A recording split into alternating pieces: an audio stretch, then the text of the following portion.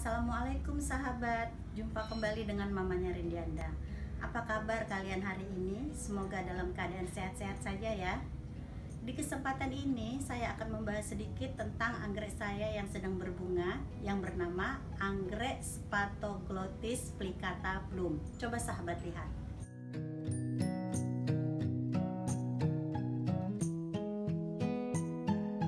Sahabat, anggrek ini media tumbuhnya berupa tanah dan sekam. Karena itu lebih dikenal sebagai anggrek tanah. Coba sahabat lihat. Nama generik Spathoglottis berasal dari bahasa Yunani, yaitu spathe yang berarti pedang dan glosse atau glota yang berarti lidah. Sedangkan nama plicata diperoleh dari tampilan atau lekukan daunnya. Sahabat, anggrek Spathoglottis memiliki bunga yang beragam. Ada yang kecil, ada juga yang besar. Begitu juga tangkainya. Ada yang pendek, ada yang panjang. Kali ini bunga saya ini berwarna ungu dan bertipe jenis yang kecil. Anggrek Spathoglottis ini berbeda dengan anggrek pada umumnya. Hal ini dilihat dari beberapa hal sebagai berikut.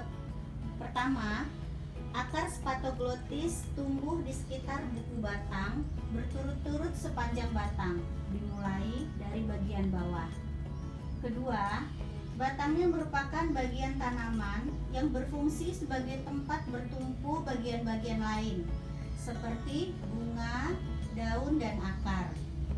Ketiga, daun anggrek Spathoglottis ini memiliki fungsi seperti tanaman berbunga pada umumnya, yaitu untuk mengolah makanan melalui proses fotosintesis, menyimpan air dan unsur hara, serta menguapkan air. Anggrek Spathoglottis ini memiliki bentuk daun pita dengan permukaan daun berlipat-lipat memanjang, sejajar dengan tulang daun. Dan yang keempat, bunga Spathoglottis terdiri atas kelopak bunga atau sepal, mahkota bunga atau petal, tugu atau kolum yang berfungsi membawa benang sari, kemudian putik serta lidah. Hampir semua anggrek memiliki lidah yang terletak di bagian bawah bunga.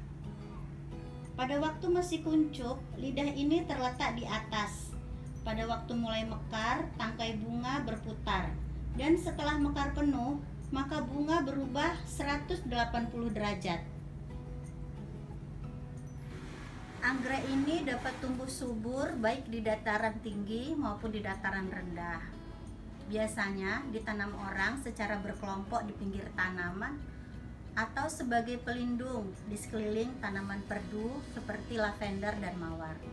Kalau saya menanamnya di dalam pot. Karena akar anggrek ini cepat tumbuh, maka kita harus memastikan potnya agak dalam sahabat. Medianya terdiri dari tanah humus, pupuk kandang, dan sekam bakar dengan perbandingan 1:1:1. Untuk perawatannya seperti anggrek yang lain tergolong sangat mudah. Ada 5 hal yang harus diperhatikan dalam merawat tanaman anggrek ini. Pertama, kita harus memastikan anggrek kita mendapatkan sinar matahari yang cukup yang ditandai dengan daunnya berwarna hijau terang dan kelihatan mengkilap. Yang kedua, penyiraman dilakukan dengan memberikan kondisi basah dan lembab dengan pemberian sedikit air untuk mencegah kekeringan. Karena itu cukup disiram sehari sekali pada pagi hari saja. Air berfungsi sebagai pelarut, pengolah, dan pengangkut unsur hara dari akar ke seluruh bagian tanaman.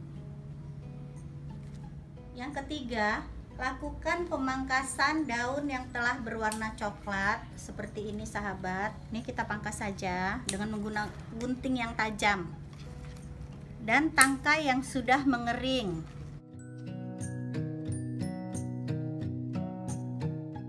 Kalau sudah banyak di dalam pot, dapat kita pindahkan ke pot yang lain. Perbanyakan tanaman dilakukan dengan pemisahan anakan.